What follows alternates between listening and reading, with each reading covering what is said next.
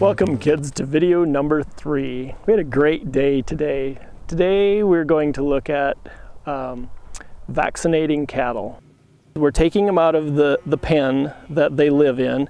There's usually at our farming operation there is 150 cattle per pen. We get them out of the pen and into a smaller pen where we can hold them just temporarily with gates and fences, and then we take them into the barn, and the reason we like to work inside the barn is because anytime they're inside they're a little bit more quiet. And then we've got a piece of equipment called a tub, and what it is it's a gate that swings and keeps the animals calmly filing single file down the alleyway until they get to the chute. The chute is a squeeze chute. It's all run hydraulically, so it can't squeeze them too much, but it squeezes them enough to make them calm. The squeeze chute looks like all they're being held by is their neck when they're in the chute, but really they're not. As the squeeze chute squeezes, it squeezes the sides of their body, and it's a great big hug. And as you see in the video, the animal is quite calm standing there in the chute, whereas if he didn't have the hug, he would be moving about considerably more. My job was to run the chute, and the 3 levers that I was running today were the 3 levers that the front one makes the head gate or the front part of the chute open. The middle one was what gives them the hug, and the back one is what closes behind them so they can't go backwards.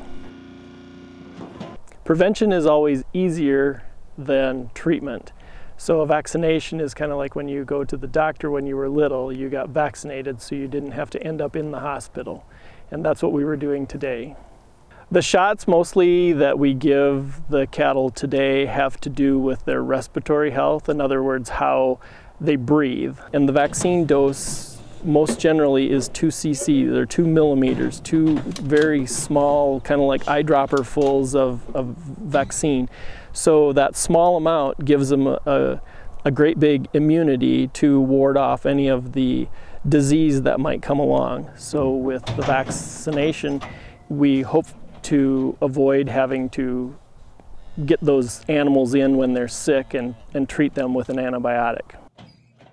In our farming operation and in the beef industry in general, there is a protocol, or in other words, a way that you're supposed to do things called beef quality assurance. And in that beef quality assurance program, we try and put the vaccine that we're using today, it's an injectable thing, so in other words, we use a needle and a syringe, and the neck is the best recommended spot because there is very, very little meat that is for human consumption that comes out of the neck, but it is a very effective spot to get the vaccine or the antibiotics that we use when necessary into the animals.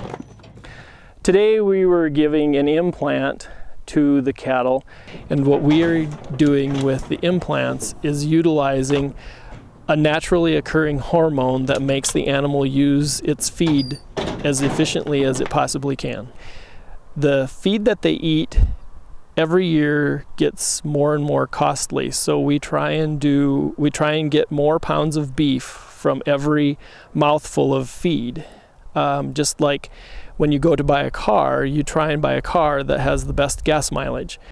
The end result is making the food that we consume a little bit more reasonably priced. The cattle today, through genetics, have gotten bigger, but every 3 days, the state of South Dakota, which the population is 800,000 people, the whole world grows by 800,000 people every 3 days. So what we as farmers are trying to do is produce enough food for people like you to have something to eat that's reasonably priced. When Jay gives them the vaccine and the implant, then once they're done, they get out onto the rubber mats, and the reason we use the rubber mats is so they don't slip and fall and they go back to their home pen. In other words, they go back home. And as you can see in the video, once they went back home, we provided them for a dry place to lay down with new bedding. The bedding that the cattle got to lay on once they got back into the yard was the cornstalk bedding, and basically it was husks and leaves and stalks from the corn plant that we harvested earlier in October. Like I said, we try and take as best care of our animals as we can and make things good for them, because it just works a whole lot better. It's a whole lot better for the cattle, and it's a whole lot better for us as the people.